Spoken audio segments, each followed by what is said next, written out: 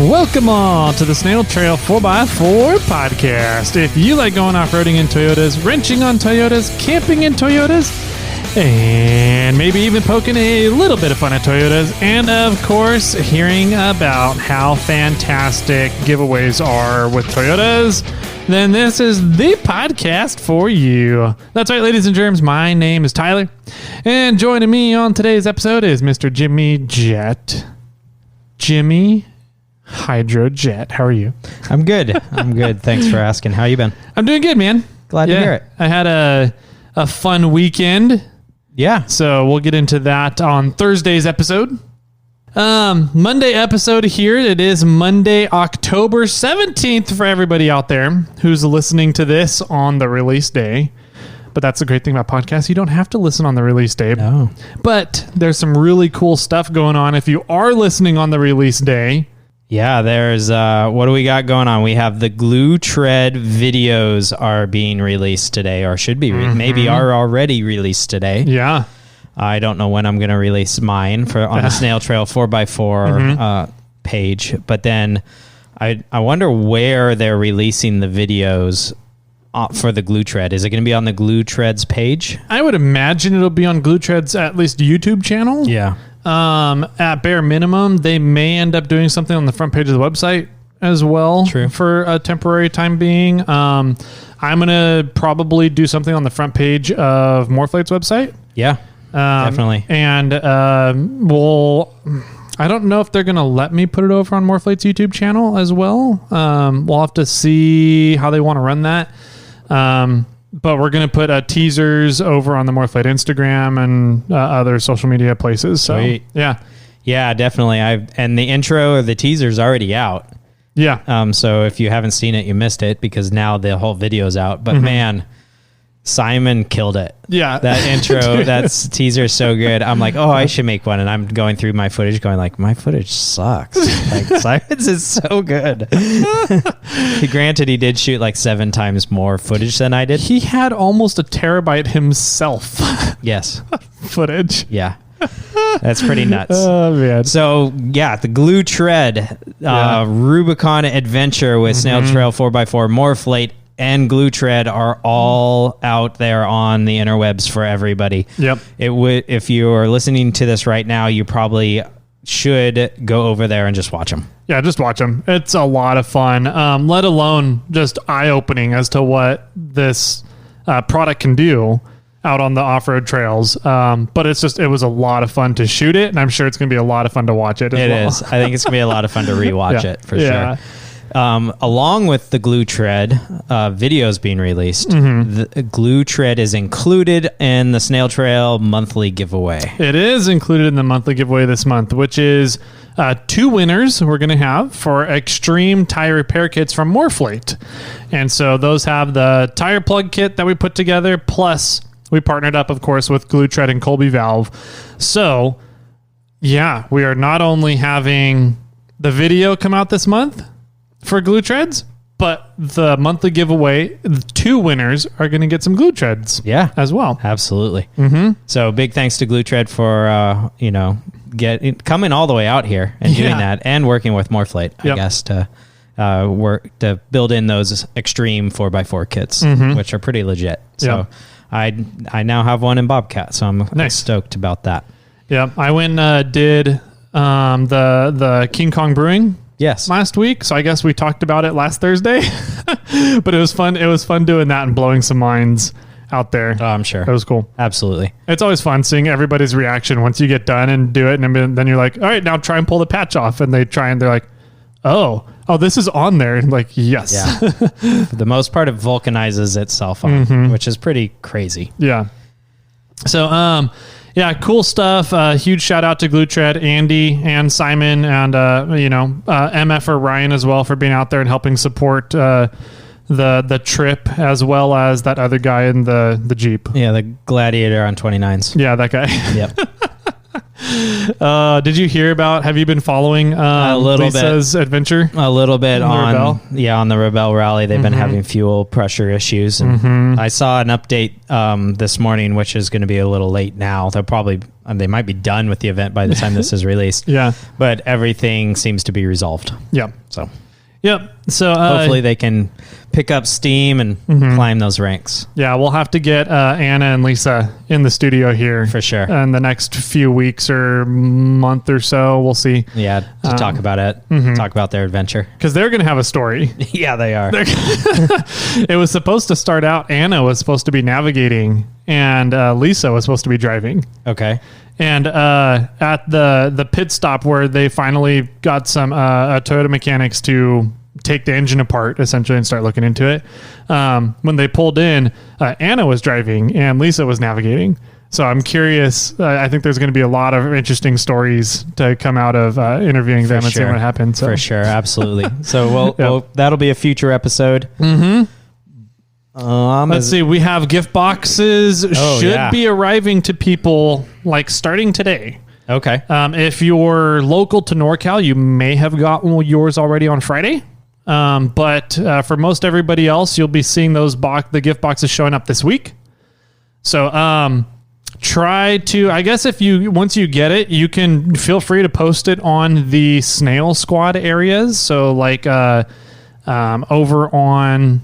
Yeah, you know what? Screw it. I think we just post it anywhere. Post it anywhere. Yeah, share it. Yeah, share it.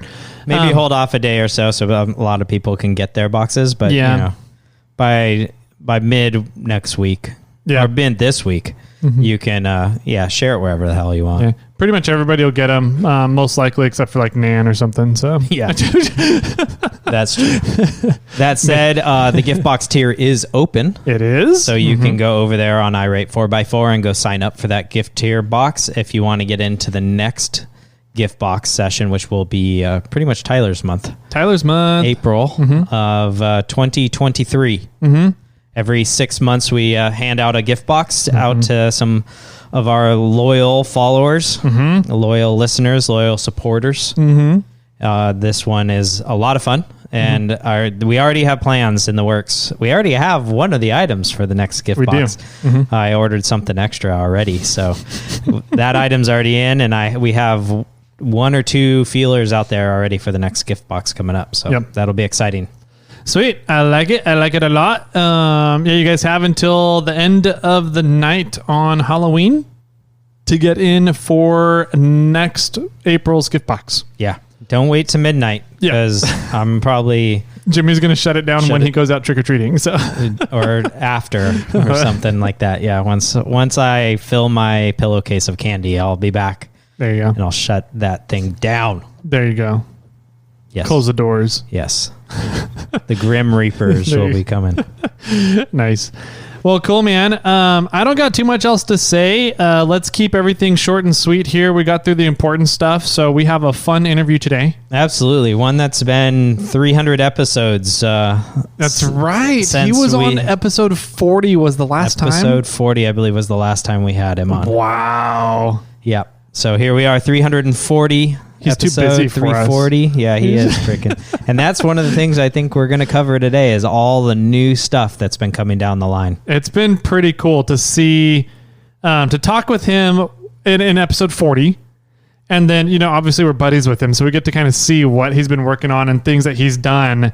And now to be able to go from episode 40 to 340 and see everything that he's done in that time span, it'd be pretty cool. Yeah, pretty much 2 years. Since we've been on. So that's exciting news. Exciting to get him here in the studio and discuss everything and see his new rig. So that'll be cool. Yep, I'm excited. So I guess without further ado, everybody grab your favorite drink for today. Monday morning, what would that be? Probably a Bloody Mary. Get over the Sunday hangover. Like a double espresso shot. There you go. Grab your favorite double espresso shot. I hear Mr. J.L. Rodney is handing them out for discounted prices this week. So get in contact with him, and we'll be right on back with a fun interview with Brenan from Trail4Runner.com.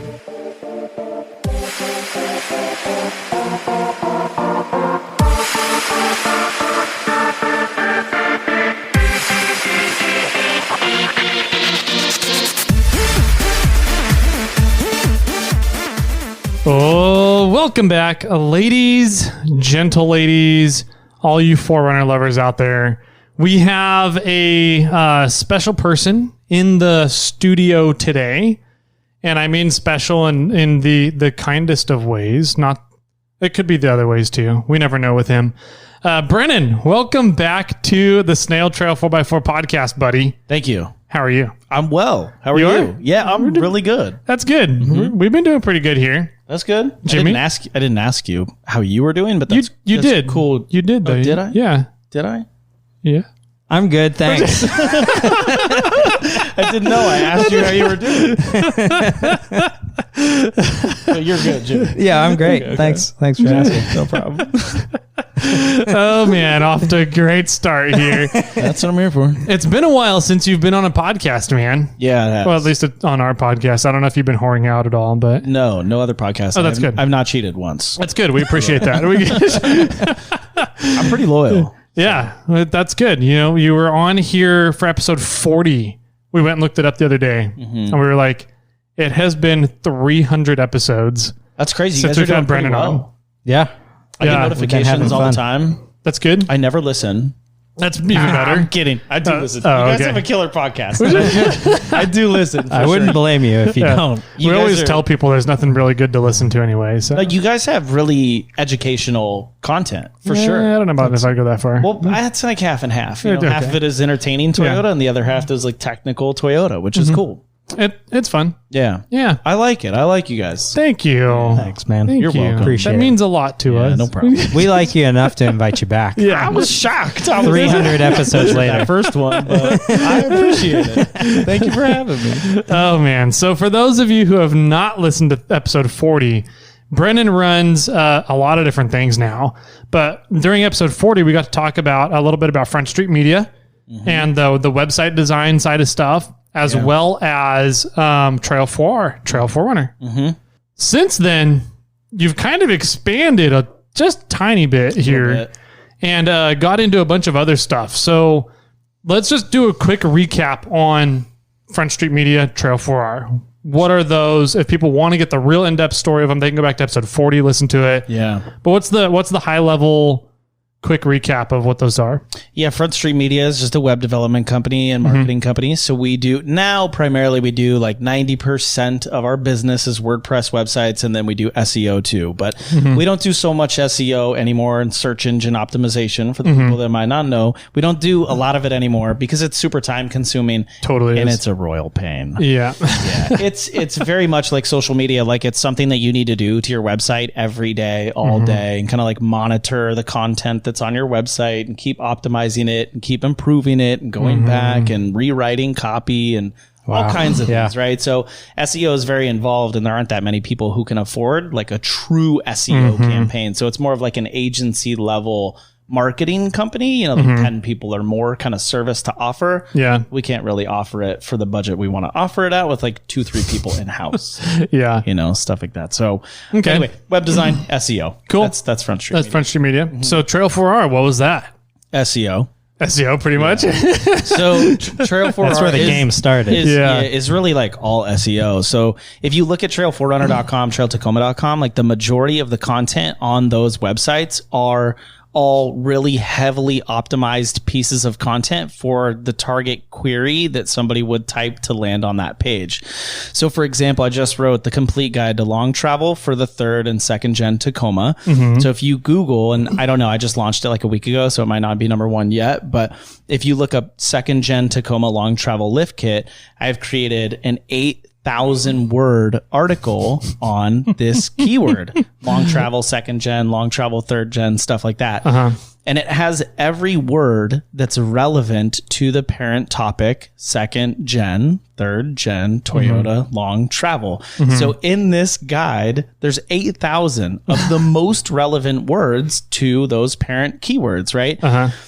And so that's important. That's kind of like where this all started was, hey, I'm pretty sure I can outrank the forums, tacomaworld.com, t4r.org, which we just did past t4r.org for the more traffic. So now Trail 4Runner is the largest site, the largest 4Runner site on the internet. Wow. Congratulations. That's impressive. Thank you. That's cool. It's dude, Well done. huge. That's like seeing your logo on the Morphlate hoses. Yeah. Like, it's that level of stuff when you get to, and you're like, I did it. That's cool. I did it. You know, Yeah, like, yeah. all that hard work. Wow. So it took a decade to do that. Wow. No more broken links. No, we still have broken links. Yeah. No, but I wasn't. I remember a long time ago when we were talking. Before, I think even before I started Snail Trail 4Runner or Snail Trail 4x4. you got me all. Snail Trail 4x4.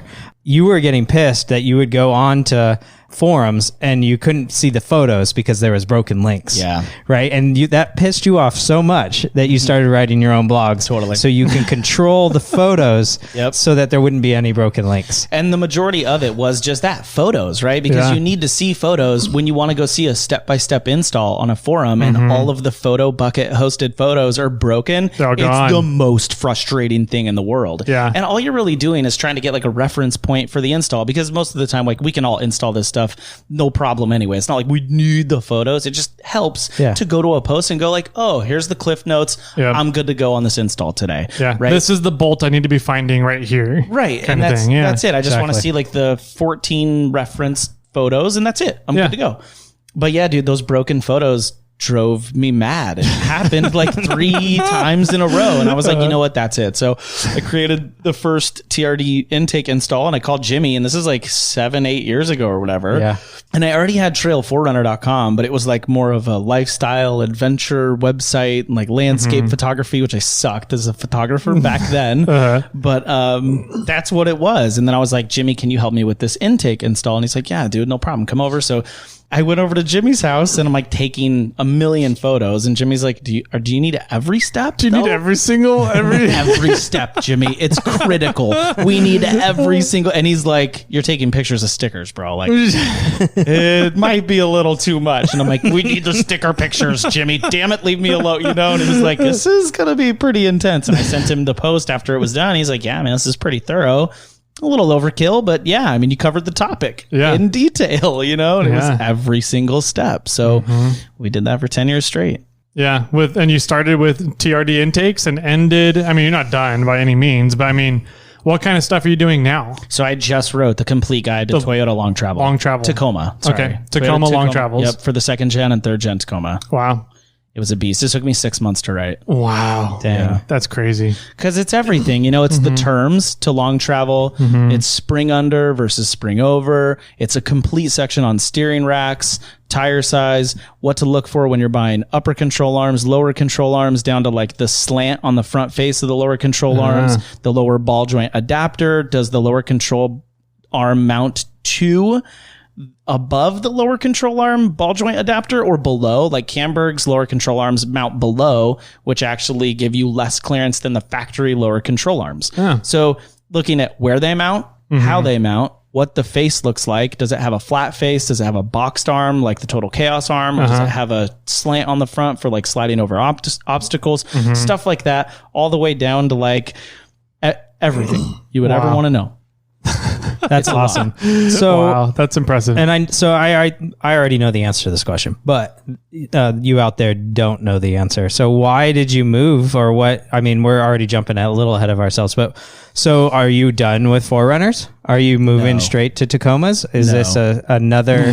No. Okay. So what's up with 4Runners? Is it still going? I love 4Runners. Let's just be clear right now. I am a 4Runner fanboy to the core. Okay. I love the Toyota 4Runner. I've had a Toyota 4Runner since I was 15. I will always be a 4Runner fanboy. So the Tacomas third are gen, cool, though. the 3rd gen was your first vehicle, right? Yeah. Yeah. Well, the Gen 87 Honda Accord was technically my first vehicle. And we don't talk about those ones. Yeah. That's like me owning a Jeep when I was young. I had it for 2 days. I think that was on the first podcast, right? Uh-huh. Yeah. Yeah. 2 days and then done. Yeah. And then you got a 4Runner. Yeah, and then I was hooked. Yeah. That's like me. But yeah, the 4Runner is life. Okay. So you've taken this idea, this concept of doing SEO for install articles for items, things to 4Runners. And you've now applied it to Tacomas. Yeah. TrailTacoma.com. TrailTacoma.com, which has been getting very popular. Yeah, it's pretty big. Very quick. We're a little over 100,000 monthly active users. Wow. That's impressive. So TacomaWorld.com. So the reason why TacomaWorld.com has so much traffic is that they have a tire size calculator. Their tire size calculator landing page has 300,000 monthly active users. Just that one page. One page. Holy crap. So to put that into perspective, Trail4Runner.com has about 250,000 monthly active users. They have one page that nets more monthly active users than Trail4Runner.com as a whole. Wow. That took us 10 years to build. And that's me and 500 other authors. Right? Have created content for Trail4Runner.com. It's not just me. Like, I've written 500 articles, but we have 500 other writers who have created well over 1,000 posts overall. Yeah. Dude. Wow. So TacomaWorld.com has about 700,000 monthly active users that are actively searching for Tacoma keywords, right? Yeah. The other 300,000 users are going to the tire size calculator. So if they have 1 million users overall, 70% is actual Tacoma keywords. Yeah. 30% is the tire size calculator. Wow. That's nuts.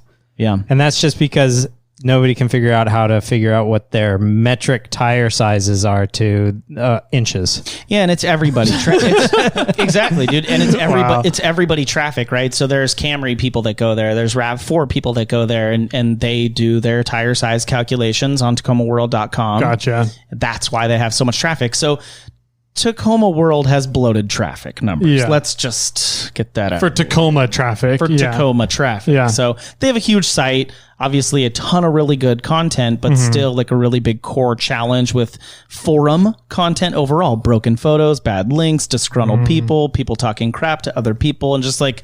That never happens on forums. The semantics of forums, right? It's just like drama sometimes. But there still is good content on forums. Not knocking it overall. I'm just kind of curious from a business perspective is, say if Trail Tacoma is at 100,000 views monthly now and Tacoma World is at 700,000. Users, not views. Users. 100,000 users and Tacoma World has 700,000 users per month. Is that... 4Runner. I'm talking about 4Runner. Trail 4Runner has a quarter million monthly users. Tacoma World has 700,000 monthly users. Yeah.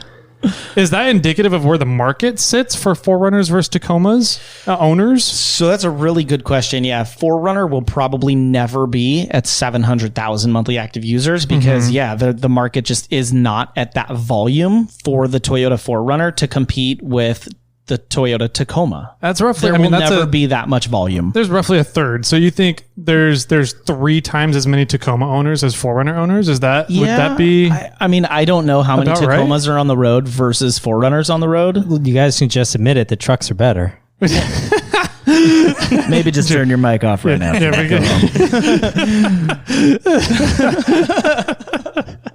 oh man, oh, nice.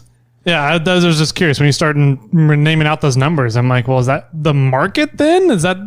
Can that correlate to the market for what we're looking at for Tacomas versus 4Runners? So yeah, it's a bigger platform for sure overall. We know that. Interesting. Okay. I don't know if it can be a direct correlation. I mean, we're diving into some weeds here for because, it's how many people are modifying their vehicles compared to how many people are daily driving them, and any of the modification, those are the people that are looking at these websites, not the person that, just wants it to drive down the freeway. Yeah. So which there are a lot of soccer moms out there with 4Runners. Totally. Absolutely. I mean, Jimmy made an interesting, I thought it was a pretty ballsy claim earlier. The trucks are better? Way earlier. I mean, that still is a pretty ballsy claim, but no, how you said that Tacomas are probably the most popular truck out there right now. And I immediately was like, no, there's way, way, way more F-150s sold than Tacomas. And you're like, no, all those F-150s are a lot of fleet vehicles. In terms of personal ownership for recreation vehicles, Tacomas might be the number one vehicle. And I started thinking about it, I was like, you might actually be right. I'd never really thought of it that way. Yeah. So... yeah, it would be an interesting argument for sure. It would be hard to say, but I could fairly easily go out on a limb and say that Toyota Tacomas are probably the most modified truck on the market. I would agree with that. Yeah. I mean, I would argue that maybe Jeeps would be the most modified SUV, But, Probably. Yeah. You know, but and then maybe 4Runners or something after that, or maybe Subarus after that. Who knows? Yeah, I didn't Is realize there a Trail Subaru website in the future? I mean, we own it, Trail everything, right? Trailcrosstrek.com, trailforester.com, trailrivian.com. Nice. That's coming up. We ordered an R1S. I saw that you had one on order. Yep. Nice. That's exciting It's gonna news. be be sick. Yeah. That'll be cool. How are your electrical skills? Question. That's a good question. For 12 volt, beautiful. For 400 volt, I don't know. We'll see. Gonna put the rubber gloves on for this one. It'd be pretty interesting wiring 54 lights to a Rivian's battery. It'd be totally doable. How long do you think the runtime would be? Oh, man. Anyway, so you've taken this idea back to the concept of what you do, and you've applied it to Tacomas. Yep. And that's been taken off and doing really good. You've reserved at least domains for Trail Everything. Has there been anything else that you started focusing on that you're starting to kind of build up and bring out now as well? Tundra and Wrangler. Tundra and Wrangler. So if you go to those two sites, trailwrangler.com, trailtundra.com, there is content on both those sites. It's just very thin. Okay. So we're talking like 20, 30 posts on those sites versus well over 1,000 on Trail 4Runner and almost 500 on Trail Tacoma. Okay. Let's talk about how you get posts. So you do a lot of the posts. You do a lot of the editing, I should say. You do a lot of the posts yourself as well, but you also, like you said, you have writers. Yep. And so they're essentially, do you hire writers? Are they freelance, or are you paying, are you hiring them per article? Or are you hiring them full time? How does this go? Yeah, it's a good question. So at first I begged people. Begged. Okay. Yeah, I begged hard because I knew I couldn't scale this business unless people helped me, right? Yeah. Create this content, nor would I be able to truly offer the community with there's a huge wealth of knowledge with just my knowledge bank. You know, it's not that diverse. It's not that big. I know a lot about web design, SEO, and my little 4Runner world, you know, there's people that know a lot more than me. And I wanted to tap those people and say, can you help me build this community overall? Right. So I reached out to some people on Instagram, some people on the forum, some people that had their own personal blogs. Those were big ones where people had their own personal blogs. And I reached out and I said, I will pay you an obnoxious amount of money to create this one article. I see that you have this mod on your truck. Will you write an article for Trail 4Runner? And obnoxious to me at the time was $200, right? Now we pay $100, $200, maybe $300 an article, depending on how good that article is. But at the time I was like, there's no way I can afford to pay each article $250. I'll go broke, but I have to figure it out. So you have to get it going. I have to figure out these big pillar articles and these big keywords where people would find the authoritative nature of a Trail 4Runner. So this brand, right, that I wanted to create. So I reached out to Max, Life to the Max, and he had just got a Switch Pro, and there was no article on how to wire a Switch Pro. So I begged Max. I mean, dude, I DM'd him a lot. I sent him many emails. It probably took, I don't know, at least 15 forms of communication for him to say fine, dude, I'll write the article. Stop harassing me. Talking to me. And then it was okay, but you got to do it this way, and you got to do it like this, and you got to take all the photos, and I want to see the packaging, I want to see the terminal bar, I want to see the bus bar, I want to see how you wire it like this. And a portion of it was because I wanted to know how to do it. Okay. Right. So, and I had seen that he had been gathering all these parts, the tray, the bar, the terminal, the wires, the switch, the module. Oh my God, it's coming together. I was so excited. So he finally agreed. He finally put it together. And still to this day, that article is one of the best performing articles in the website. There is no step-by-step installation guide on a Switch Pro out there like this article. Wow. No one's taken the time to do it. So, you know, and $250 later, it was the best $250 I spent, because it's 1,000 users a month consistently on that article that bring those users to the website, and they go wow, this is really There's helpful. a bunch of other shit here that I can use. Right. And and then it brings them really into the site.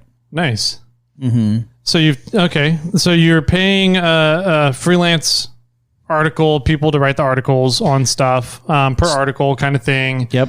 And so you've taken that and tapped into everybody's information, their knowledge sets, right? And started expanding, and now you're getting into Wranglers. Tundras. I would imagine Tundra. Are you focusing more on the third gen here, or whatever? Is it any gen whatever of we them? can get? I mean, it would be second gen, third gen. Second gen guys are obviously going to start coming to the site more often to write in exchange for money and parts, because those guys are going to be a little younger now buying Tundras. Okay. And what we found with the Tundra market, it's an older demographic, right? You have like 40-year-old men that are like $100. It's an expensive truck. Like sitting down and writing words on paper for $100 and free parts. I'm good, man. Like I have a 6-figure job, a wife and a kid. I don't need to work for parts. You know? So the demographic is tough to tap into, you know, on the Tundra world. Wrangler's a little bit easier, but we're just like I'm not a Jeep guy. I've never been a Jeep guy. So I don't know Jeep people outside of like KC Highlights, because I run with that crew and they're cool and they have Jeeps and I know them and I've reached out to them and they've sent a couple riders our way, but it's not as active. You know, it's not as sexy as like Trail 4Runner, Trail Tacoma. Like, we love Toyotas. Yeah. I've been a Toyota fanboy since I was 15, you know? Yeah. I didn't know I was going to be like this deep into Toyota when I got older, but like, I think none of us did. No, none of us did. Yeah.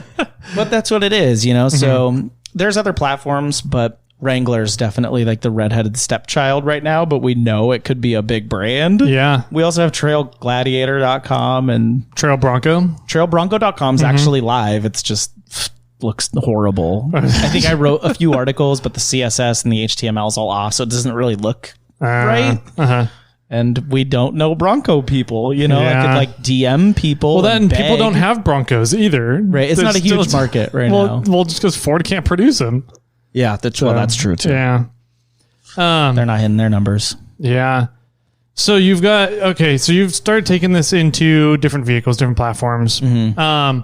Have you started on any other endeavors? Like, what are some of the other fun things that you've started doing with these platforms? Now that you have these platforms, the Trail brand is there.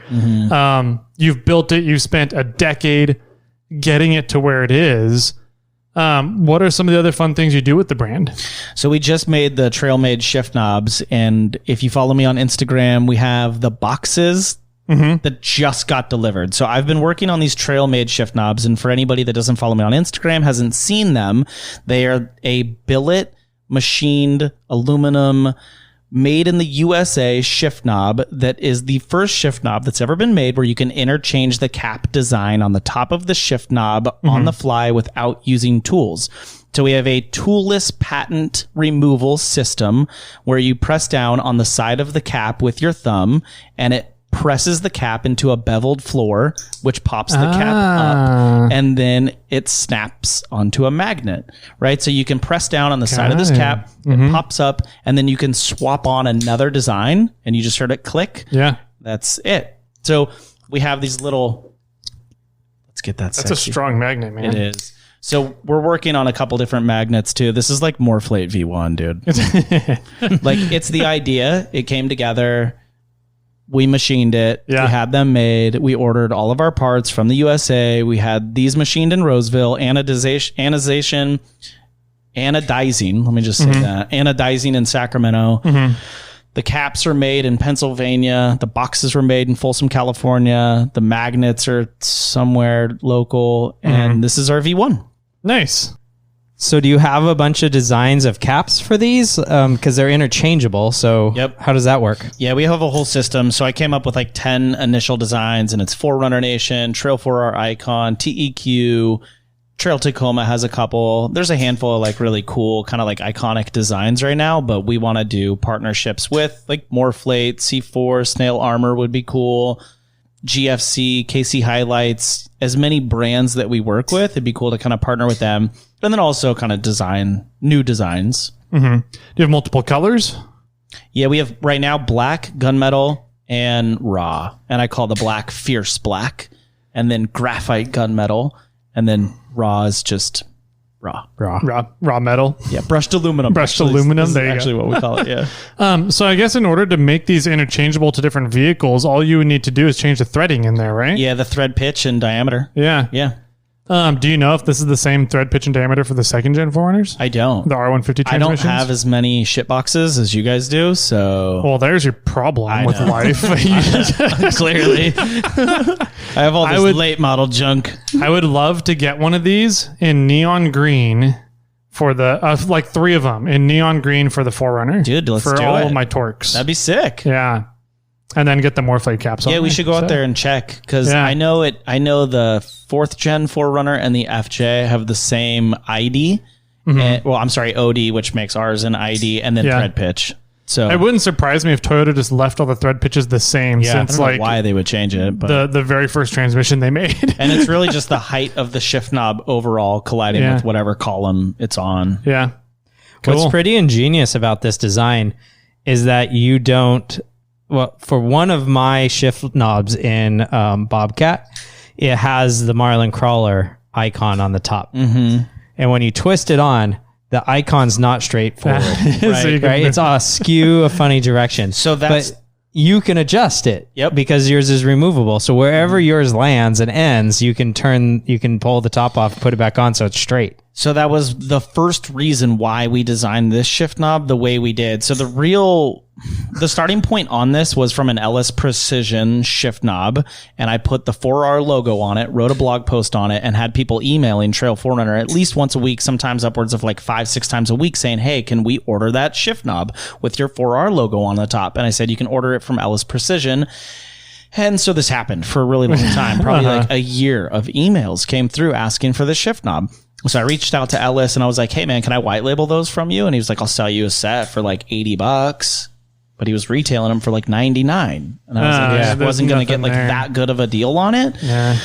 And so I was like, let me just try to make my own. But the reason why I didn't like the Ellis knob is that it's a 2-piece billet system with a lock washer and a washer. And you have to kind of like thread them together and lock it together. But you have to find this like really finite point on the actual shaft of the shift knob to lock it, to get the logo perfectly positioned straight at you. And it takes a good like 7 minutes to like really figure out where that perfect point is. And so my initial idea was to have a plastic cap that capped into the top of the shift knob that you could rotate, where there's like an 1/8 or a 16 inch that sits above, where you could like rotate it around to get the face facing at you like perfectly straight. And then it was just like plastic, kind of cheesy, kind of weird. And I had, those extension telescoping magnet bolt finders. Oh yeah. Right. I love so those. I had one of those in my office and I was like extending it out and like magnetizing everything in the office. And there was this really weird lapel pin in the office and it just like was on the table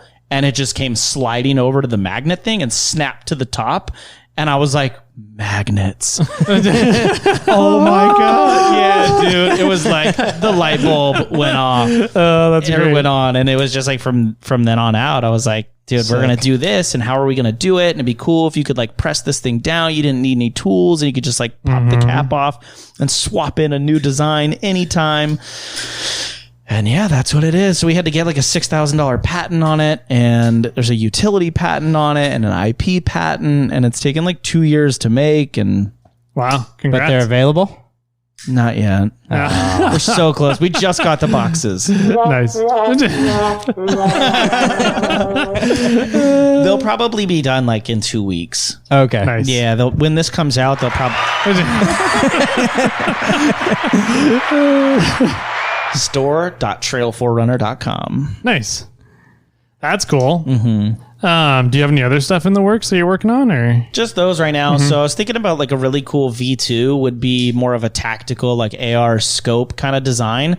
But what would be really cool to make a shift knob really practical is if you had had it more of a square and then drilled a hole through like right next to the cap, and you could slot in a multi-tool or a pocket knife or whatever, and it would slot straight down the shift knob, down a hole, straight down the knob, and then at the bottom would be like a spring-loaded pin where if you press down on the top of the pocket knife or it shoots it out? Multi-tool, it would just slightly pop up. Oh, okay. It's not going to pull an R2D2 and launch it out. Press down into something and something snaps into place and it kind of like locks into place. Yeah. Well, if you like were to press down on it, it would just slightly pop up like a window breaker or a pry bar or a tool or a multi-tool or a knife or whatever like that. It would be Or a flashlight would be really cool, like a little slim USB size flashlight. You just press down on the top, boom, pops up a flashlight. Like, yeah. That'd be All the neat. kids are going to put their vapes in there. Yeah, dude.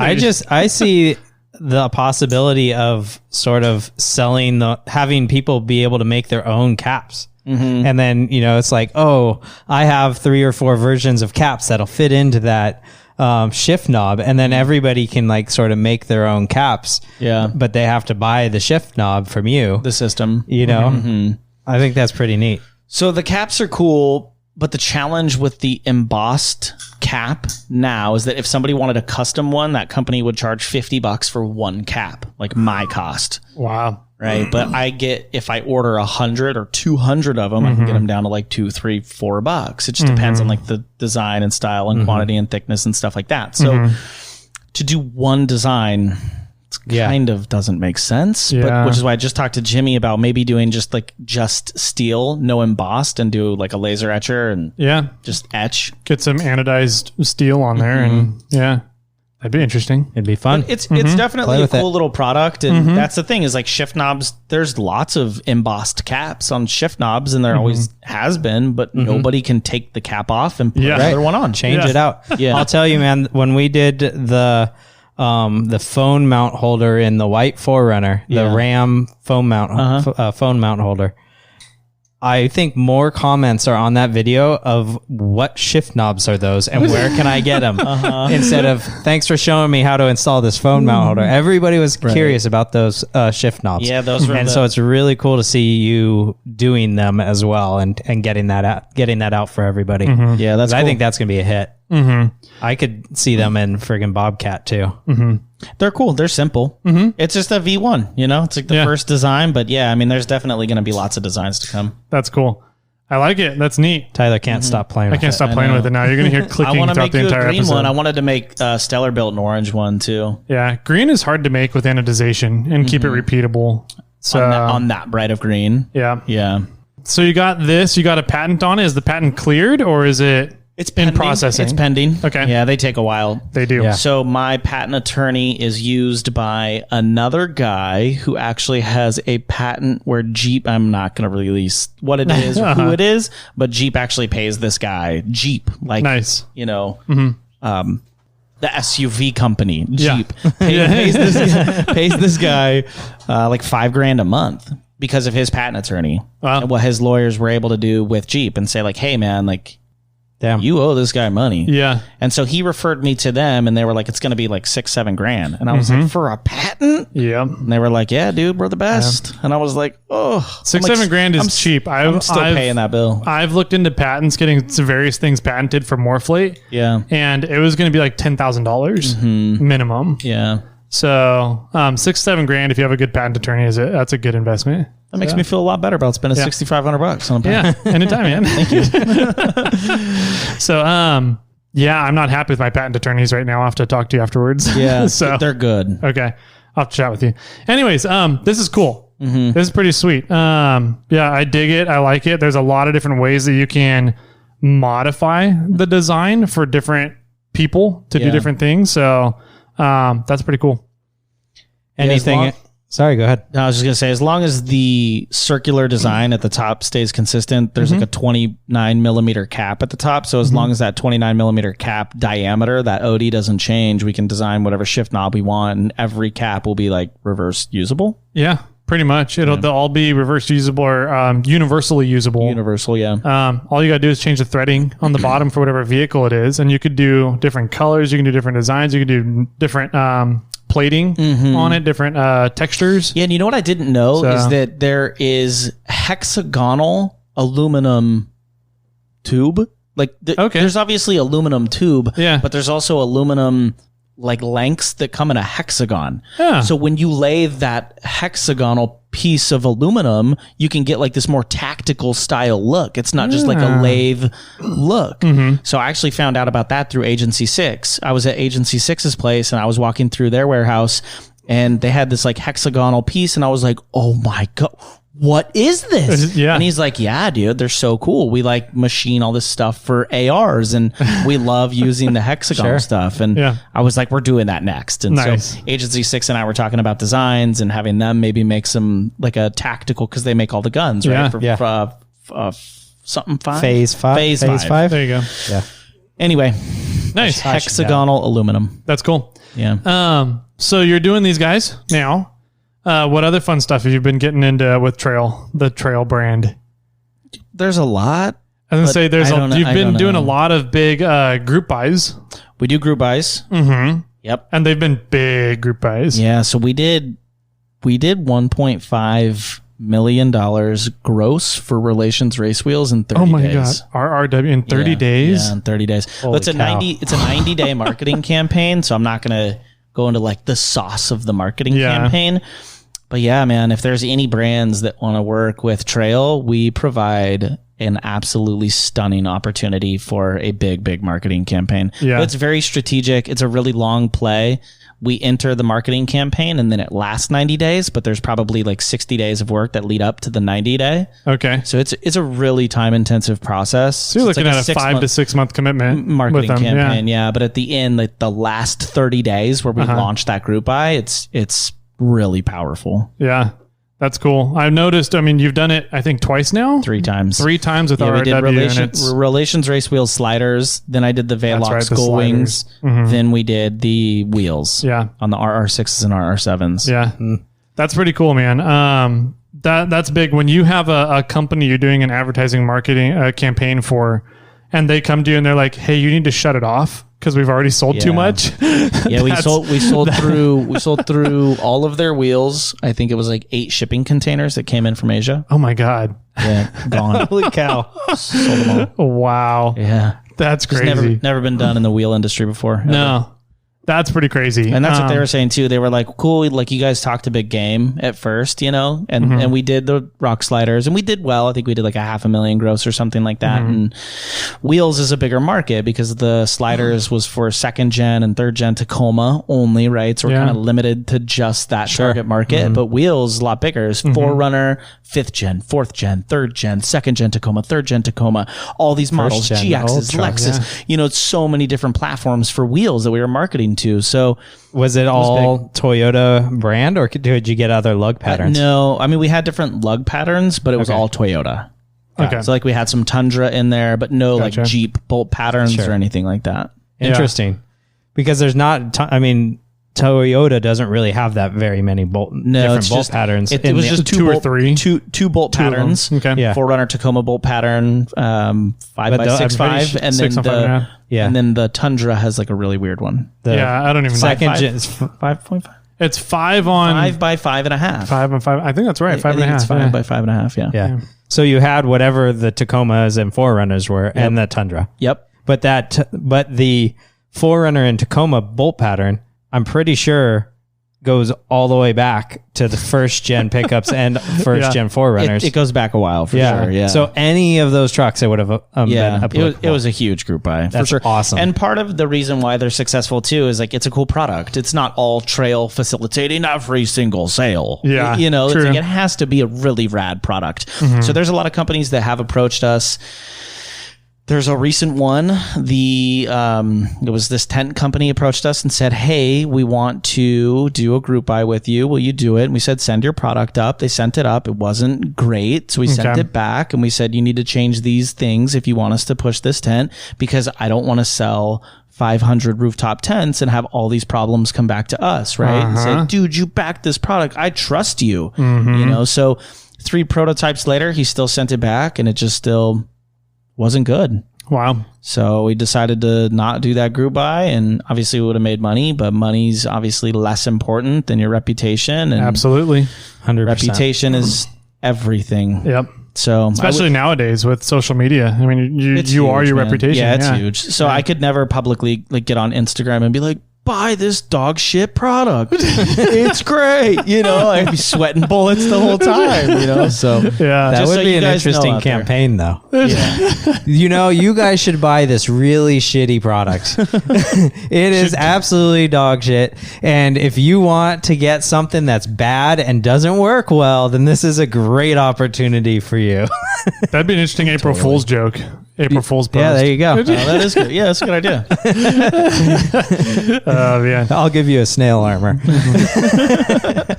Man. So that's cool. Group buys have been good. What about giveaways? Have you guys done any giveaways recently? Yeah, we do giveaways. It's kind of like part of the group buy Okay. stuff. But yeah, we just did a giveaway for Modify.com, who's a new partner, who's actually ARB's second largest independent importer from Australia. So we didn't know that either. Like, we vet a lot of our clients for sure on the trail side before we just like onboard clients and market clients. You know, like there's a lot of personal, okay, why should we market your e-commerce store? How Yeah. are you special to Tacoma World? What do you really offer that no one else does? You know, and they were able to say, we have 20 containers of ARB in our warehouse right now, ready to Yeah. ship. Not many You know, people which- can say that. Not that many people can say that, you know, and it's 20 containers. 20 containers, dude. Like, Holy cow. we're talking 3 containers of BP51s, 3 containers of like every air compressor and air compressor fitting, hoses, Yeah. lockers, all kinds of stuff, you know, like everything ARB. So we're like, well, okay, you guys aren't joking. You're not just like drop shipping ARB stuff, talking a big game that wants a big giveaway. So we did a giveaway for Modify.com, and they're cool. They obviously have a ton of ARB stuff in stock, ready to ship, super dependable, online chat. These guys are definitely like there to support their customers. They're Nice. vested. They want to be in the industry. They're good dudes. It's not just like some fly by night Shopify startup who's like, let's make some money, Frank. You know, this industry's crazy. Let's get into it. You know, like there are a lot of people like that. Are you they know? Australian or stateside? They're in Florida. They're Florida, so they're importing from ARB Australia Yeah. into the States. Yep. Gotcha. Yeah. Okay. So we work exclusively with Modify.com and YodaMafia.com on everything ARB. So those Okay. are like our ARB guys. Gotcha. So if you see any links, any affiliate links on the website, that's how we make money. You guys click links, you go to these websites, you buy stuff, and we get paid. We get a commission. So these companies will send us a commission check and say like, hey, thank you for referring the traffic. Yep. So that's why it's super important to vet the companies that we're driving traffic to, because Yeah. we're having all of our users go to buy that company. from these retailers, Yeah. right? So there's a lot of companies, man. Like, we get on conference calls and Zooms, and people are like, can you change those links? Can you write an article on this product, you know, and direct traffic to me? No. Yeah. You know, I mean, we say no to so many people. So there's a lot of people that will look at Trail 4Runner and just go like, oh, affiliate website, you know, like whatever. But man, like, we really do our due diligence to vet these companies and to make sure they're good humans before we work with them and drive them a lot of traffic and make them a lot of money. Yeah. I remember chatting with you. It must have been, I don't know, maybe a year ago about that similar thing. You were looking at having somebody come in and you were like, no, we can't work with these guys. Even though they were offering you like an obscene amount of money. Yeah. And I was like, that's smart. I mean, your brand is you, and that is you. And if you completely destroy that, then your foot traffic doesn't come around anymore, and people don't trust you. Yeah. And then you lose out money in the long term, and then you lose out on that trust value. Yeah, totally. And I remember you when you were like, yeah, we couldn't do that. I was like, that makes a smart and a passionate business owner who cares about what they're doing more than what they're making. Yeah. So, And at the end of the day, the more you care about your users and your clients, it really, at the end of the day, is going to pay you back even more somewhere, somehow. I don't know where yet that's going to work. Yeah, but and you like never know when it's going to happen. But it does. You know, the deep level moral and ethical belief in like human trust and human decency is so important, you know, and as long as you're kind to other people, people are going to be kind to you, your users are going to be kind to you, and you'll win at the end somehow. I don't know what that looks like right now. I'm hoping that's how it's going to work. Right. But It's a yeah, theory at least.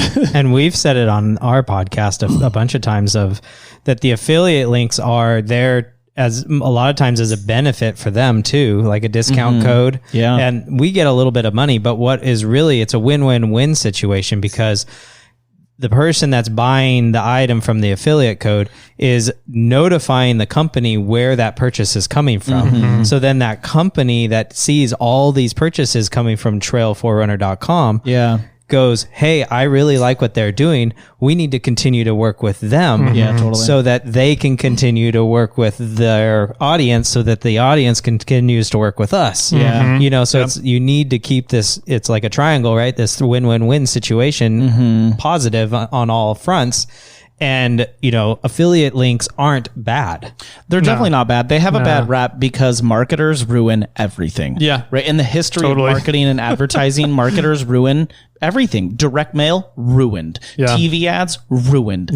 Radio, destroyed. You know, like they will, billboards. I mean, they just like aggressively take over everything. And then, you know, in a growth hacking manner, overtake every portion of the marketing impression and destroy it. And just inundate you with the most crap they possibly can. We saw that happen with forum boards. Well, and that's a big thing with forum boards. Like a lot of forum boards sold out to, like, there's, what is it? We were talking with Austin, one company, two companies that owns like all the forum boards on the internet almost. And they just grab the forum boards after they've been built and make an obscene amount of ads come up where you can't see what's going on with the forum anymore. Oh, dude, that user experience is horrible. It sucks. It's so bad. And I still run through sites on a daily basis because I do this every day. And there's 15, and I don't have ad blockers on my computer on purpose to really see like what the real user experience is on every website. So I like to get served ads, probably like the only one, to see what people are really targeting, what the messaging really is, where the ads are coming in, how long the ads are coming up, where they're at on the screen, what the user flow looks like. Am I maybe tempted to click on one or not? What's the trigger? What were the colors? What were the specs? Like literally over analyzing the shittiest websites out there. But the user experience does suck, you know? It's really bad, especially on forums. When there's 3-footer ads in between every thread reply, there's an ad at the header. There's an ad.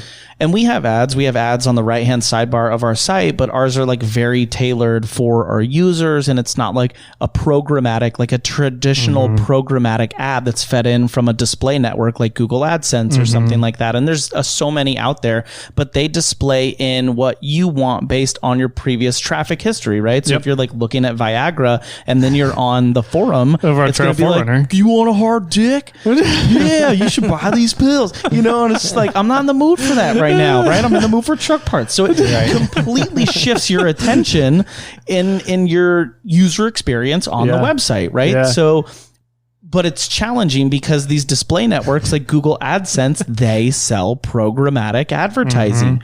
So it's funny because you have the paid acquisition on one side. Those are paid ads, right? PPC, pay-per-click, Google ads, stuff like that. Then you have organic SEO. So Google favors the websites that have the best user experience on the SEO side, but they destroy the user experience on the paid acquisition side. That's true, But I never thought about it that way. So they contradict both sides so hard. They want the users to have a good experience and they want the website to give the best possible user experience, but they also want the website to carry their ads so that the clients and the vendors make money. Interesting. I've never thought of it that way. Right? I never thought about it that way either. So the affiliate links are really like a really cool organic happy medium because we are literally vetting these brands. Me, Jimmy, Tyler, we work with these people. And if these people don't agree with what we agree with as Toyota people, and we know our audience, we know what you guys want, we know what we would like, right? We're not going to work with them. We vet these companies. Google AdSense and these display networks, they're not vetting these companies. You have a startup and you know nothing about Toyota. Cool. They'll display you whatever ad you want. So, Interesting. Affiliate sites, if it's done correctly, like with us, somebody who's passionate about the industry, those are the sites you should trust the most.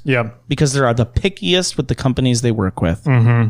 So if you see any links on Morphlate, on Snail Trail 4x4, on any of Snail Trail 4x4's videos, like it's so much work to create this content, days, weeks at a time, like editing, shooting, like click those links, like 6 months. Go and help, it comes into some go articles. help Jimmy create more content, because if the more you click those links, the more you engage with those brands, like Jimmy said, the more it tells the brand, oh, my traffic's coming from Jimmy. Don't just like go direct through the website, like give Jimmy credit. Yeah. He did the work. Yeah. You know, we did the work to get you to that company. So if you can, click some links, man. Yeah.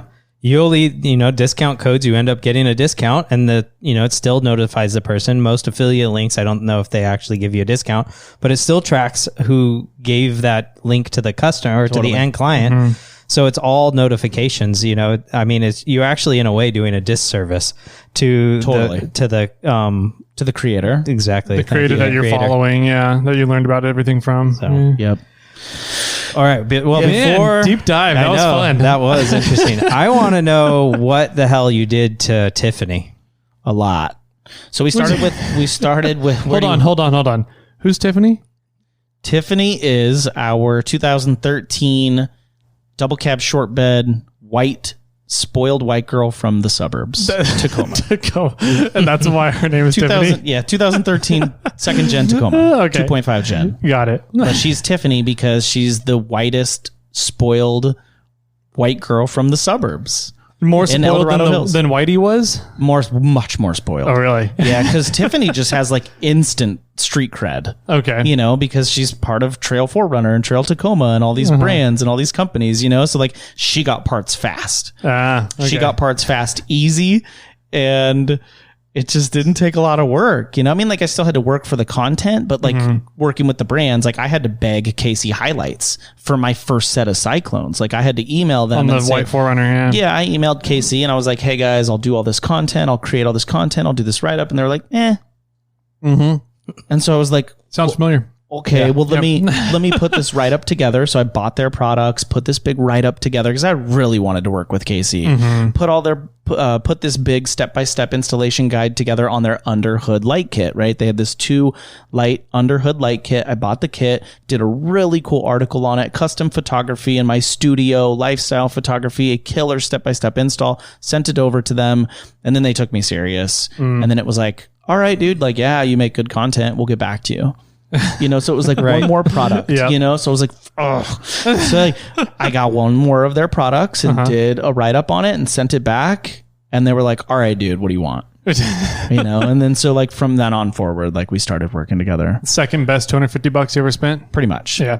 So Tiffany, I bought Tiffany because we started trailtacoma.com and she needed some parts. So I hit up KC and they're like, we're actually out of stock on everything you want right now. So I was like, of course you are. So I had to sit without lights on Tiffany for probably like, I don't know, a year or something, and that was, they didn't not have it in stock. It just like didn't get back to them fast enough. But we worked with YodaMafia.com on a JD Fabrication long travel kit. And if you haven't heard of JD Fabrication, they make some seriously impressive long travel kits. Okay. They've been making long travel IFS kits for 30 years. So the design of their lowers and uppers, their CV axles are custom made chromoly caged 934 plunging CV axles, which offers like 10 degrees more articulation than the factory CV axles and more articulation range than like RCV axles. Wow. So RCV axles has a really big range of articulation within their CV axle, but they don't notch out the inner side of the cage. So it doesn't clear as much. It binds up, right? On the cage. So JD Fabrication opens all that up. They recage everything. They notch everything on the inside and they have these chromoly caged, gnarly architecture. It's like the same architecture, I think, as a Dana 60, but within a CV joint housing. So it's incredibly strong from an architectural standpoint. And the articulation is, I think, 28 degrees over like the factory, I want to say 18 degrees of articulation. Wow. So a really big internal CV joint, so big you have to like notch the frame to get the inner joint to fit inside that housing. And they custom make all this stuff, right? And they've been making trophy trucks, like IFS trophy trucks, for 30 years. So The CVs are pretty stout. Uppers and lowers have a really cool design, and they have sealed uniballs on everything. That's nice. The inner pivots as well. So there's no side loading on the inner pivots at the lower control arms or at the uppers if you need to adjust camber, caster, toe, any of that stuff. Sealed uniballs at the pivots. Those are nice. Dude, no one else does that. So they also have sealed uniballs, obviously, at the joints where it connects to the lower uniball adapter, uppers on the spindle, obviously, but they're sealed uniballs. Yeah, that's rad. That's pretty cool. And they're custom ordered from EMF and custom spec'd from EMF. EMF is a company that makes these uniballs and like joints and heims and adapters and stuff like that. Okay. Clevis kits and shit like that. But EMF joints, if you don't know about EMF joints, look those up. They're like some of the, like every trophy truck runs EMF joints. Interesting. Okay. I'm going to have to look into some EMFs now. So JD Fabrication makes... They put the long travel kit on my second gen Tacoma. But the reason why the kit is so cool, like there's a bunch of little selling points like that, but the main selling point of this kit is their lower control arm pivot kit. So what you do is you cut off all your lower control arm pivot mounts and you weld in this lower control arm pivot kit. It's wider where the lower control arms pivot is wider than stock. Okay. It's wider, so you can fit the same lower control arm in the pivots, but they have these caster pucks that are built into these custom cam tabs, right? So you have these big, fat, gnarly custom cam tabs, this big grade 8 bolt with these big 1/4-inch pucks, and you can adjust you're not adjusting caster, but you're adjusting how far forward the lower control arm can move. Oh, interesting. Right? You still stay within factory caster spec. So you're not adjusting caster technically. You're just moving. Because caster is the rotation of your kingpin axis. Yes, pushing the tire forward. Well, or backwards. You're talking about physically moving the lower control arm laterally forwards towards the front of the vehicle. Yes. Okay. And I know what you're saying too. It happens at the top. And the bottom. So it moves the upper control arm forward as well? What do you mean? So the whole lower control arm moves forward upwards of an inch. Okay. You can move it forward an inch. Yeah. But you're not adjusting caster per se. It may sound like that because you're moving it so far forward. You're moving it forward an inch, but it's not, because caster is obviously measured in degrees, not inches. Yep. So you're not boosting caster by an inch. Yeah. Right? You're just moving that tire, the center point of where the lower control arm mounts to the wheel hub at the tire. That's your center point. So that's interesting. So they found a spot where they can move the lower control arm forward enough while still keeping the caster degrees within spec. Within factory geometry. Yeah, dude. Crazy. That's interesting. So their lower control arms are double sheared up at the top on the coil bucket. So they account for that difference. Interesting. Like you have to be running their upper control arms, obviously, to run their lower arm pivot kit. But you can run 33s with this lower control arm pivot kit and fully clear a body mount, no body mount chop, fully stuff 33s. You can stuff 35s with like minimal work. You can with a cab mount chop or something. Yeah, with like a body mount reload or something like that. And then obviously like, some pinch welds, pinch seams, stuff like that. And then I'm running 37s on Tiffany, and I have a lot of room in between the back of my tire and my firewall. Nice. A lot. I can't stuff those tires. I haven't taken the coilover out to like really stuff the whole suspension to see what that whole flex looks like. I got a forklift. Oh, you didn't bring it. You didn't bring Tiffany today. Dang it. She is in Oregon stuck. Yeah, I think we'll get to that here in a little bit, maybe. She's down. She's down for the count. But this long travel kit is very impressive. It's like a lot of thought went into the creation of this kit. It's not just like another company that's like, hey, let's make some uppers and lowers, bro. Yeah. Right. And we'll send you the axle shafts and you do everything. Yeah. Because like reassembling CVs is no joke. It's a lot of work. Yeah. Yeah. I did that because JD Fabrication sent me the axles, and I had to pull my outer joints off and put the outer joints back on the outside of the axle shaft. And that's the first time I had to like rebuild a CV. That was fun. That was really fun. Yeah. It's a little bit of work. Oh, dude. Yeah. So what's going on in the rear of Tiffany? What she got in the gadunkadunk? I don't. This was factory now. Well, I'm really stumbling over my words there. 2.5 Tacoma. So you're looking at an 8.2 inch ring gear. Eight. Well, sure, it might be an 8.2, but it was a sport, right? It's an 8 non-e-locker. Non-e-leaker. Yeah. Okay, I think those are 8.2s. Are They they? 2s. Could be an 8.2. I was just referring to it as Yeah. an 8. I thought it was an 8 also. Okay. But it might be bigger. I thought in 2013. 13. Yeah, I think those are 8.2s. I could be wrong though. All right. But anyways, either way, you had that back there. What kind of rear suspension? It's carried over from like an OME kit. So I'm just running OME BP51 with remote resis in the rear with like a heavy Dakar pack. Okay. So it's pretty basic in the rear. There's nothing special back there. Yeah, I mean that's kind of Tacomas in general. Though. Yeah, I mean there's nothing like Yeah. really sexy. I got some Yoda Mafia extended 24-inch brake lines. There you go. Yes. What color did you get? They're stainless. Oh, stainless. Okay. Yeah. They got the red ones too. Those red ones are cool. All right. What else do you have going on with Tiffany? So Tiffany's stuck in Oregon right now. So nothing right now. She got a Nothing. GFC camper. She's got a lot of KC lights. And so you just set a record. Yep. So do you want to say how many lights you Yeah, got? sure. We have 54 lights wired on Tiffany. The most KC lights that have ever been wired on a truck in history. In how many circuits? 20 switches control 54 lights. You know, there's like on cabana mode alone, there's 6 lights. So that's one switch, controls 6 lights. And then party mode in the camper, that's another 8 lights. Are So those RGB? RGB party lights, yeah. Are there, is So there cool. party mode outside So of the cool. camper? No, just in the bed of the truck and the camper. You need party mode outside of the camper. I could. we could running out of KC, we need some switches. more white. Running out of switches. Oh man.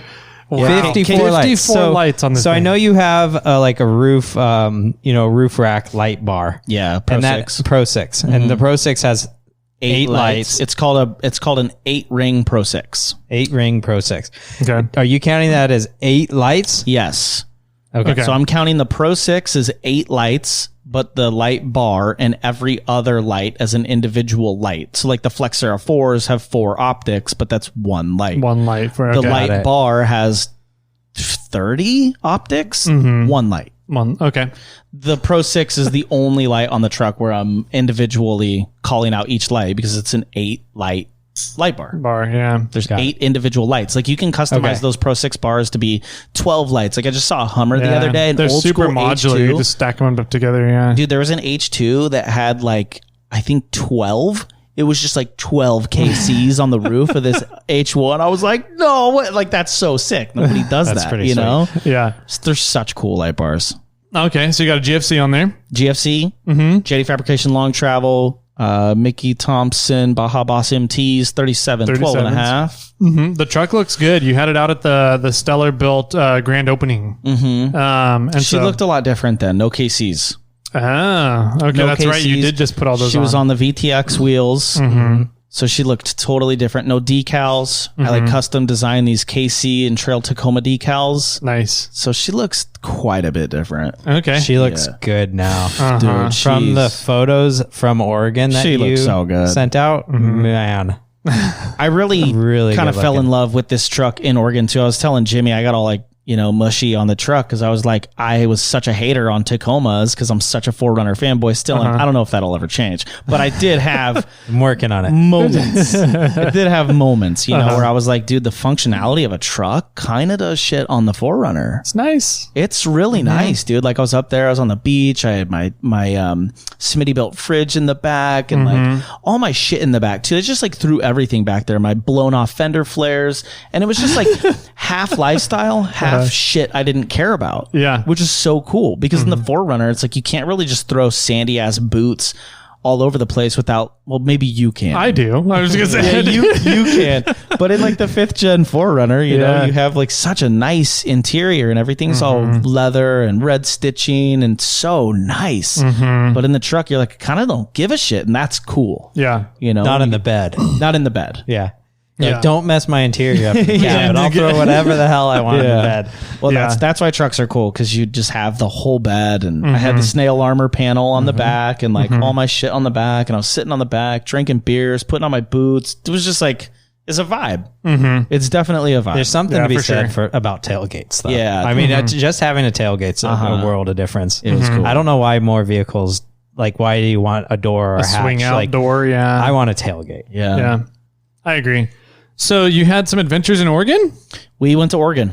Nice. How was Oregon? It was cool. So the reason why we have 54 lights on Tiffany was because KC called me and they were like, hey, dude, do you want to go to KC or do you want to go to Oregon with the KC team and shoot a new product launch for one of our new lights? And I was like, yeah, what is it? Give me the overview. And so they were like, it's a product commercial launch for this new Flexera 3 that's a dual mode light. So you can run it in street mode, SAE, street legal, or off-road format, which would be all 3 optics come on. So you got 2 buttons on this light. One is an on-road street legal and one is off-road. And we're going to shoot this whole commercial series. It's going to be like you on the beach, you in the woods. This other chick has a JK. It's going to be like a series of her with different segments of, different clips of like her reading a book. Then she gets up, she like driving on the street. She has her SAE street legal lights. Then she goes to the beach and then she does like some donuts and like gets crazy. So it's like this whole storyline. I just like butchered the story, but you get it. There was a story there. Okay. And that's what they pitched to me. And so I was like, yeah, what do you want me to do? And they were like, you need to put some lights on your truck because I had no lights on my truck. But it was in 30 days. 30 days. So they were like, we'll send you a Pro 6 and this and this and that and the new FEE or FE3s and the FE4s. And there's a new light. It's an FE1, which is pretty sick. So that's going to replace the old Flex Era single light. And it also has 2 modes. It's got a DRL and a full power mode. And these lights are super bright. So it's a really pretty sight when it's in DRL mode. It's just like an amber halo around the outside of the light. Oh, and it's so pretty. It just like glows this amber ring and oh my God, dude, I could stare at these lights for hours. They're just really, really pretty. I'm just picturing you getting a bunch of those and wrapping them around your Pro 6. I would. So then Casey asked, they were like, so what do you want to do with your truck? We were thinking something similar to Jade because Jade's setup is pretty cool. And I was like, yeah, let's do something similar. And then I started mocking up some lights and it kind of changed. And I was like, ooh, I got an idea. Send me a couple more of these. Send me 2 of these. Send me an RGB kit. Send me 6 amber cyclones. So for like 30 days, I was like shamelessly requesting more and more lights. And like it just started getting to a point where Randy, their marketing guy, was like, Brenan, are you going to ruin your truck? Like this seems like overkill. It seems like too much. And I was like, trust me, it's going to look good. I swear, man. Like it's going to look great. So finally we get up there and yeah, I drove up to Oregon. But first I drove through Eugene, Oregon. So I put all the lights on my truck, right? Everything's done. I'm stoked. I cleaned the truck. She looks so good. Everything turns on and it worked. And it took me 30 days to install all the lights and it was in the middle of the summer. So it was like super hot Sacramento weather, 110 degrees. I'm in my garage installing all these lights, dripping sweat every weekend, all weekend, 14 hours a day. Crimps, connectors, strippers, braided sleeve, heat shrink. The heat gun is just like in my face, heating heat shrink while the heat gun is just like blaring heat right in my face. I feel like I'm just like melting to death installing all these lights, So it was a brutal 30 days installing all 54 lights on the truck. Okay. So I finally finish. Finally done. I finished the lighting. I'm like, I'm good. Done. I can relax. I can drive up to Oregon. I'm good to go. I get to Redding. I pull off at this gas station, get a Red Bull, a water, walk back to my truck, and I'm missing a fender flare. From the truck? It came off between Sacramento and Redding? It flew off somewhere between Sacramento and Redding, right? You didn't hear it? Just no, man. No. I was bumping music, I guess. I don't know. Like, oh, this one's got a sweet beat. It's all slapping on the fender. Yeah, dude, I guess some air caught the first portion of the fender flare, ripped the first clip off, and then it was just history from there. Yeah. Wow. And so you're heading up for this massive marketing photo shoot. Yeah, where my truck is like the star in the commercial, right? And I've never been in one of these before. And you're missing a fender flare now. And I'm missing a fender with these flare. Holes in the side of your vehicle. Well, currently there's mud around the fender, and orange and blue clips. Yeah, right. Clip on the fender flares. Yeah. So I'm like, this is, dude, I'm so screwed. Like super stressing out, right? Driving from Redding to Eugene, stressed out of my mind, going like, what am I going to do? I think I like at one point called Randy and I was like, yo, dude, just giving you a heads up. My fender flare is gone. And he's like, we can shoot one side of your truck. I'm like, that's not realistic. Like, I know how photos and shoots go. Like, I've never been in a video, but I'd imagine like where you want me, you're going to want to shoot my driver's side at some point, you know? So I remember back to a Stellar Built block party or somewhere. It was like maybe that open house that you guys were all at. There was a second gen with the carriage bolts. Remember that second gen on 40s with like a 14 bolt axle in the rear? Yeah. He was the ones that were staged outside, kind of parked on each other. This one was right next to your booth. It was on our lift right across from your booth. That white Tacoma, that white second gen on 40s with the 14 bolt. That guy had carriage bolts. And so like driving up there, I was like, you know what? I think I could do carriage bolts. So I was like thinking back to that and I'm like, I think all I need is just like white carriage bolts. So I go into Home Depot, got some white spray paint, like the highest quality white spray paint that they had, carriage bolts, a bunch of washers, test fitted it at Home Depot a couple times, went back out a couple times because you have to clear the back end of the carriage bolt. You know how it has the square on the back end of the carriage head. So you have to clear it with big fat wide washers. So like the ID of the washer was like a half inch, but then I needed like 1/4 inch washers to suck up against it. So I got like 15 boxes of washers, carriage bolts, you know, white spray paint, and then like shot up to Eugene. And then I get to Eugene, I get to my Airbnb and I go into my Airbnb and there was somebody else in my Airbnb. What? Yeah, it was just like a series of dog shit all the way to Oregon, you know? And I'm like, you guys are in my Airbnb for the night. And they're like, no, this is our Airbnb. And I was like, what the heck, man? So like, I'm like sitting there. I'm like, I need to do these fenders. The sun's going down. I'm like frantically trying to figure out how I'm going to do all this with nowhere to sleep. You know, so I'm like, so dumb, dude. So like driving downtown Eugene, I'm like, there's a Hilton. Hopefully I can go stay there. So like pull into the parking lot. You have a GFC. Yeah, and I like frantically like rush into the Hilton. I'm like, yeah, do you have a room? I need a room right now. And they're like, we're sold out, sir. And I'm like, I like really need a room. Like, you got to figure it out. So like finally do some research, figure it out, get me a room. I throw my shit in my room, drink 5 Coors Lights, start working on my fenders. And so that's what I did. I like put all this white paint on these carriage head bolts in the parking lot at a Hilton, and then got in a fight with a bum who tried to steal my carriage head bolts. What?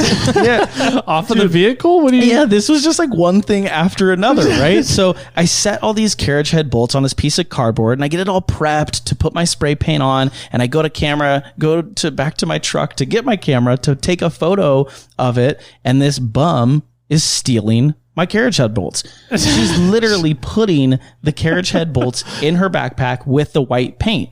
And so I'm like, yo, what are you doing? Those are my bolts and my paint. You have no clue what the fuck I had to do to get those on my way up here. Yeah, so she's just like looking at it. I'm sure she's super methed out. She's just like, ooh, shiny bolts. What are these? Oh, white paint. Sniff this too. You know, like whatever tweakers think. I don't know what was going through her head, but she's stuffing them into her backpack. And I ran up to her and ripped them out of her backpack, spun her around, like pushed her away. And she was like trying to like fight me, but she was like, you know, she was like, did like a sucker punch blow, but like missed by like 2 feet. And I just like pushed her out of the way. I'm just like, get the fuck out of here. Like, go to your home in whatever alley you came from and leave me alone, you know? So like finally paint all these carriage head bolts and set them in the back of the Tacoma, because the Tacoma is really cool and has a bed like that. And would stink up my 4Runner with paint chemical smell. And then came out the next morning and installed it all. And it worked like perfect. Nice. It was so cool. It looked so good too. You know, I was like super stoked on how it turned out. Nice. Right? These white carriage head bolts just like fit perfectly inside the holes where the clips were. And it just looked so good. Nice. Sweet. I was so stoked. That's cool. So did you do the photo shoot? We did the commercial. Yeah. Nice. And then when did the truck break? The last day and the last set on the rocks. The last day in the last set during the commercial? Yeah, during the commercial. They were in the middle of shooting when that happened? They were shooting, yeah, for sure. Yeah. So what happened? So, yeah. So I was following a JK on 38s, locked front and rear, trussed axles. This chick had a built JK. Okay. She was wheeling. Pretty tough. And let's Through just these say rocks. that Tiffany has 37s, is open, and so stock bad. gears. And stock gearing. With a stock axle. With a pretty much a Stock stock rear axle. axle. With no the front, locker. The front suspension's good, but... No locker at all, right? Front, no Yeah, lock. open, yeah. Open, Yeah. yeah. Okay. Sorry, you said that. Yeah. So it was a recipe for absolute disaster. But when I was talking to KC like 30 days prior, I was like, my truck's not done. You know, like I'm running all of these parameters right here. It's definitely not in like crawling mode at all. And they were like, don't worry, dude. We're shooting most of this on the beach. This is all going to be like a beach scene in Oregon. We're going to Oregon for the coastal fog. You know, and I'm like, all right, dude, I'm just letting you know, like I can't wheel through tough shit right now. Like I could hit whatever trails and get through it. No problem. Cause I know how to drive, but it's not like I need to be in 4-foot boulders and ledges. Not a good idea. So, but that's where we went. Boulders and ledges. And she wheeled through it and I spotted her through it. We both had our walkies and, you know, like I learned from you spotting. And it's like, I'm spotting like a Jimmy spot, spotted her through, and she was pretty heavy on the skinny pedal all the way through, but like got through it. And there were cool moments where like these guys were filming with like $50,000 to $100,000 cameras, you know, and I like have this walkie and I'm like standing on a 5-foot boulder and, you know, it like pans to her and shows her with the walkie and then driver and then passenger and boulder and ledge. And it was so euphoric almost, you know, we're like, it felt so good, you know? And I was like, I'm getting filmed professionally for like literally standing on rocks, like doing like, you're coming down in 6 inches, 5 inches, you know, you got a foot, your passenger's coming down here. It was just like, I was so distracted, but so overwhelmed, and it was just so much fun, man. Yeah. And so I felt that good through that process. And so it like carried into me wheeling through this section, you know, I was like so confident, so juiced, so hyped up with 37s. Yeah. In boulders that were bigger than my 37s. Yeah. I'll show you the pictures after. You guys are going to laugh at what I was in. It was so dumb. And so I get into this pocket and I was stuck and I just figured I'll just back up and bump it. And that's what I did. How'd that go? It didn't go well. Last time I backed up and bumped something, that happened. Yeah, dude. He's pointing at his leaf springs. Which are zip tied and duct taped. And welded. And vice gripped and welded and baling wired. Anything you could do to keep that together. That's what we did. Yeah. Yeah. So did you blow up some leaf springs? What happened? So I blew my rear driver axle shaft. Gotcha. Yeah. Congrats. Is that your first axle shaft? It was my first ever blown axle shaft. Yeah. Oh, so look at you growing up. I've never blown an axle shaft. I'm glad that it happened for sure, because I went through that entire experience to know when not to, parts to run, why, where, how, all this shit matters. And I'm glad it happened. I talked to Jimmy after I came off the rocks, winched off the rocks, got off, got back to the road, and I was explaining to Jimmy what was going on with my hub, because my hub was kind of like slipping and clicking a little bit. And Jimmy was like, yeah, dude, it sounds like an axle shaft isn't connecting with your ring and pinion, or it's blown at the hub or whatever, and kind of like talked me through the situation, what was going on. And it's like really rad to have friends that know what they're doing and talking about. Like you guys, I would call if I have a problem like that, you know? Yeah. And I did. I called Jimmy, he answered right away. He's like, what's up, BG? I'm like, I did something wrong. Something made a loud screaming noise. at me. Yeah. So that's what happened, man. Blew an axle shaft, and then Jimmy was like, yeah, man, you can drive down the rest of the trail all the way out if you want to, but you're gonna blow some teeth somewhere. You're gonna keep Keep grinding stuff up. Yeah. And that's what happened. I mean, I took it slow, like 2 to 5 miles an hour all the way down the hill. And I blew probably another, I would say like 8 teeth off the ring and pinion somewhere. Just another pop. Just another pop. Jeez. Another pop. And each of those pops are just like, you're getting socked right in the face. Did you ever? It's such a painful pop. Yeah. Did the wheel ever lock up at some point? No. That's always a fun one. No. When you're driving along and then all of a sudden one of the wheels locks and you're like, I was looking back and I was like, that wheel's not and they're like, oh, it's moving now. That happened again. Yeah. So we blew the axle shaft, got off the hill, and took a tow truck from the Wilson River, which is probably like an hour and a half from the coast, to Portland. So in between the Oregon coast and Portland, that's where we were wheeling in the mountains. It's called Wilson River. So we got a tow truck from Wilson River to Boring, Oregon, which is like 20 minutes outside of Portland, I think. And then that's nothing like cool California, right? No, it's way cooler. It's Boring, Oregon. Yeah, no, it's much cooler. That's a funny joke.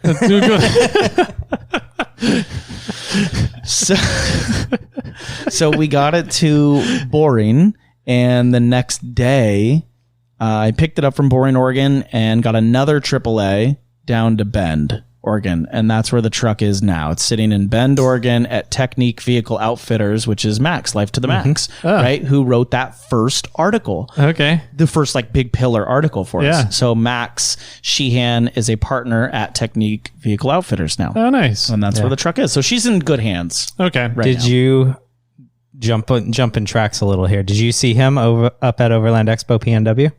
I did, yeah. Yeah, me too. Yeah, It was fun to meet up with we Max. wheeled, kind of. We drove around for a day. Yeah. You, Nice. him, and I. No, he's a great guy. And he met up with us at SEMA when we went down there. He stayed in his rooftop tent in the backyard. So that was fun. But yeah, he's a good dude. Really good guy. Yeah.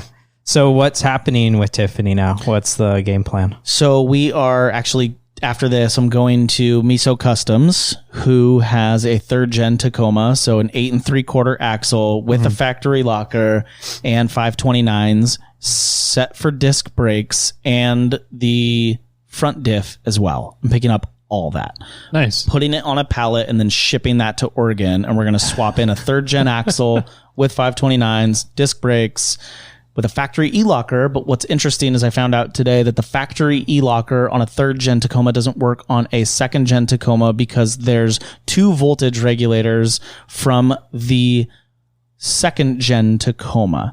There is a constant 12 volt wire, which obviously like toggles it on and off, and then an 8 volt like modulator that modulates the voltage running full time to the actuator.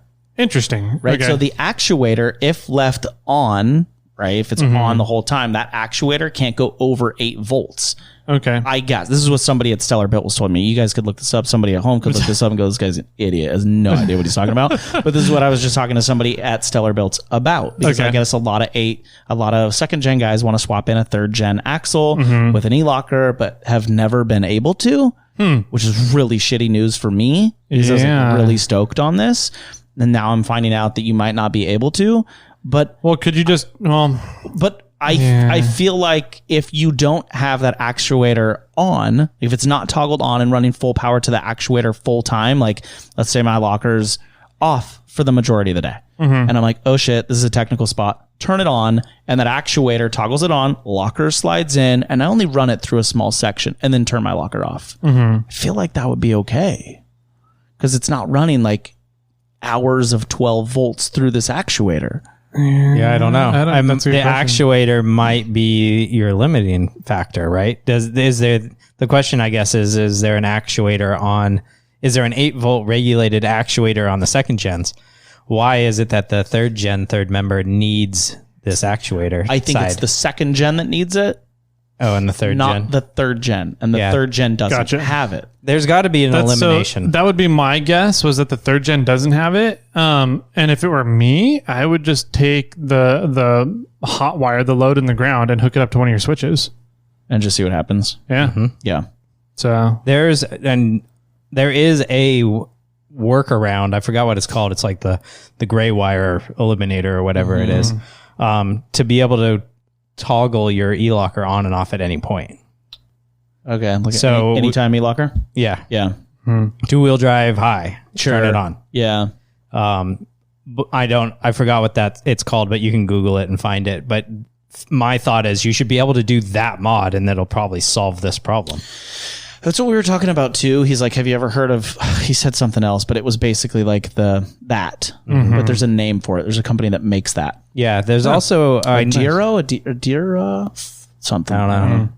I was talking to a JK guy actually the other day, and he said that they make pigtails for their e-lockers, that you unplug the e-locker you plug in this pigtail, then you plug your e-locker cable into their pigtail, and then it eliminates that wire. So it does this whole chop within just a pigtail switch. And so then you can turn them on and off at any point on JKs that way.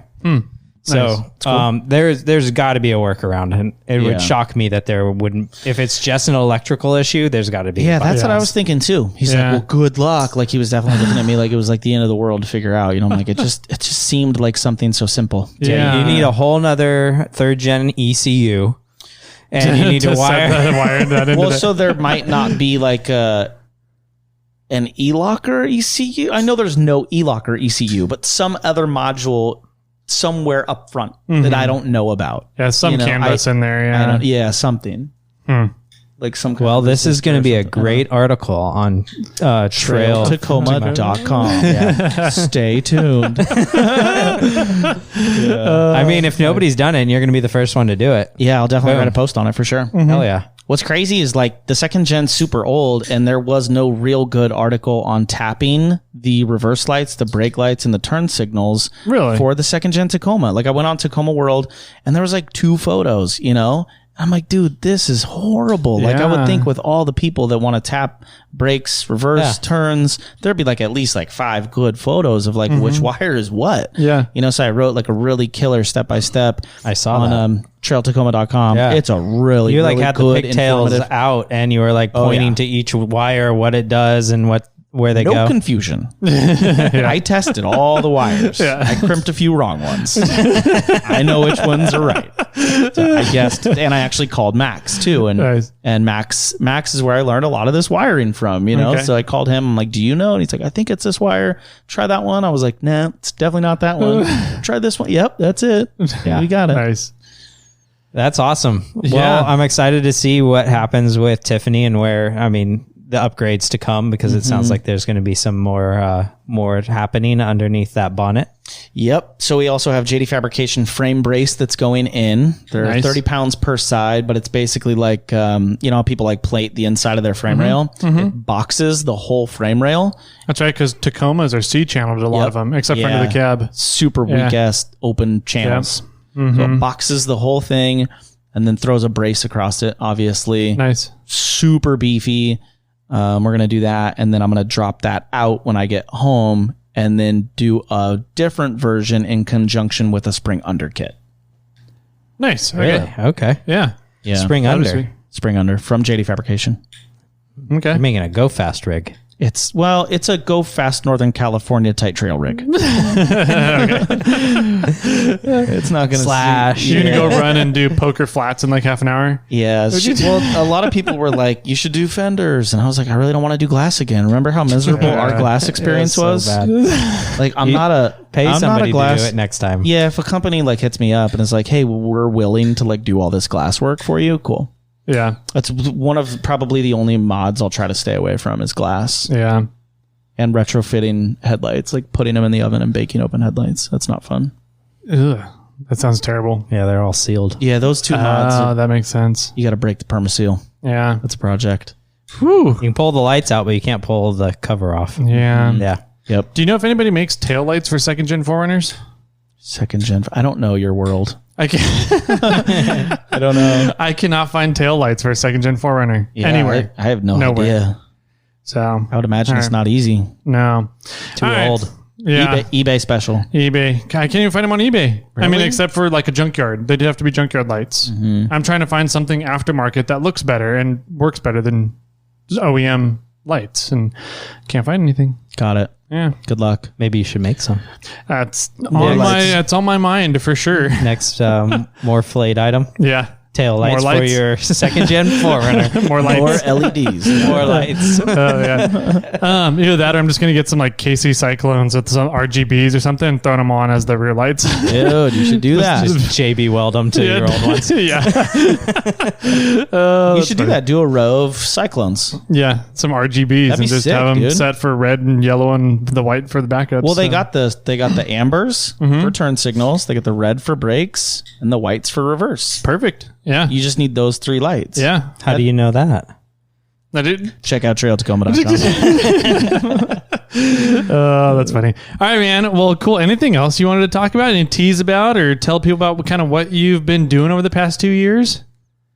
I think I'm good, man. I just want to wish you guys the best of luck with Morphlate. Super crazy impressive, man. Like we're at this Morphlate warehouse right now, and there's Morphlate everything. Morphlate hoses are branded now. Green chucks, dude. You have an entire warehouse full of Morphlate. It's huge, guys. It's like a 3,000 square foot warehouse full. He's got guys back there working. Like this is a full blown business. They're peons. Man. I like to consider them peons. You don't want those guys to hear that. We don't.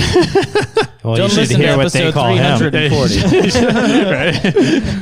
It's just impressive. So like I'm obviously super proud because 7-8 years ago when I met Tyler, he was like, hey, I have this like green thing. It's called a Morphlate. It like airs up your tires up and down. You want to try it? And I'm like, dude, yes, that thing's so cool. So I've seen the progress of this business over the last 7 years, and just to everybody out there, it's like really cool when you see your buddies go from just like I made this thing to I have a warehouse and employees and I quit my job and I do what I do full time. So if there's anybody out there that's like making a thing and is doing a thing and wants to leave your job and go do your shit full time, just work your ass off and the shit will work. Yeah. Because that's all Tyler did. That's all I did. That's all Jimmy did. And the snail armor panels are like killing it too.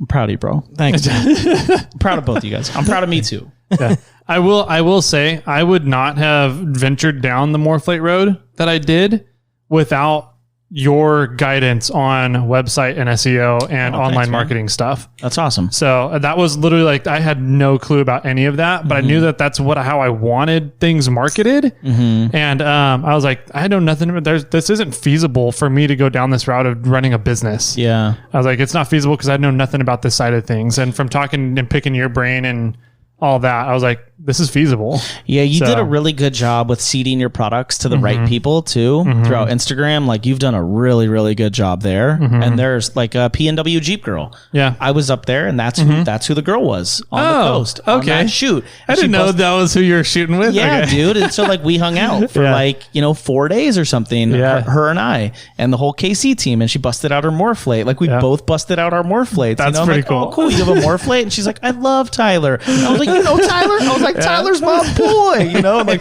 we just like went off, funny. We like totally started broing out over like Morphlate and Tyler and cool and it's just like so rad, and you do a really good job with seeding your products to cool, good people, and again, good people. She is one of them. She's a cool chick. So good job, dude. Nice, man. I'm proud of both of you guys for sure. I think it's pretty cool.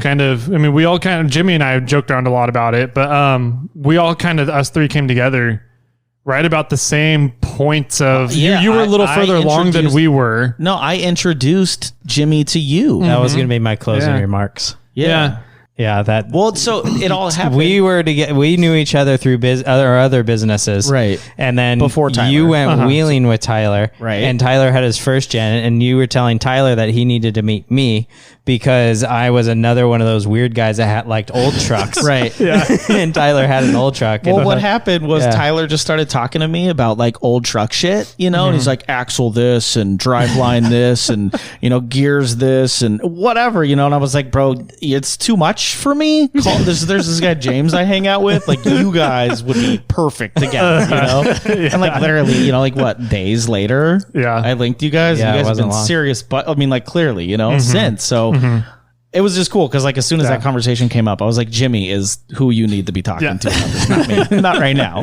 Anyway, but man, he's probably like, "Stop talking to me, and you need to go talk to that other guy." Call James now. Yeah. Nice. Well, super cool. I'm glad that we've all kind of been going down this journey over the past few years. It's really neat to see how everybody's successes go as we're all good buddies, and I think it's been a lot of fun. I think it's really cool. So yeah.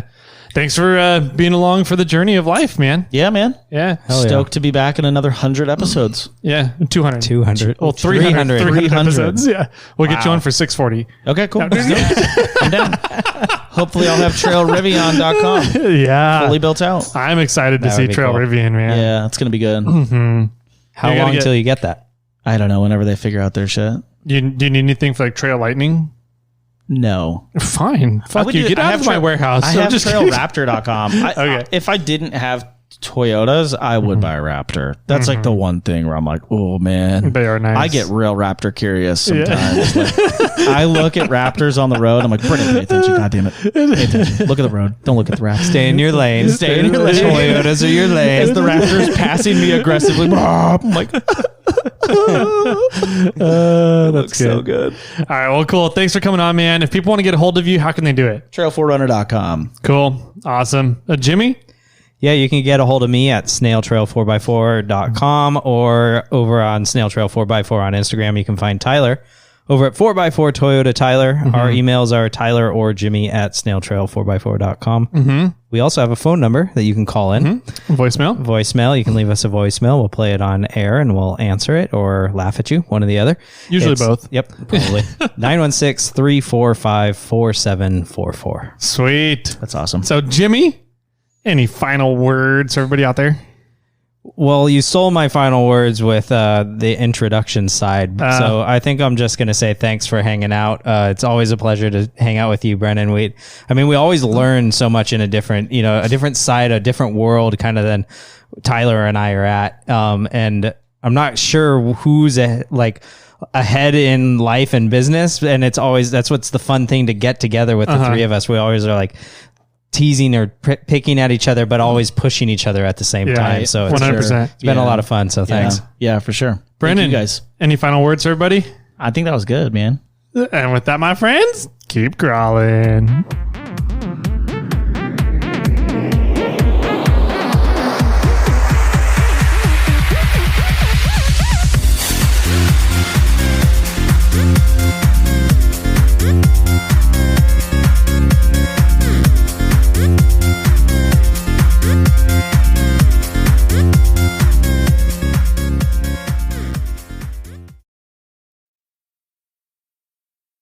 I got one for you. Jimmy has jokes, I do have apparently. jokes. What do you got? What room in a house does a ghost not need? The booth room? Booth room? I don't know. The living room. Nice. It's pretty good. It's all right.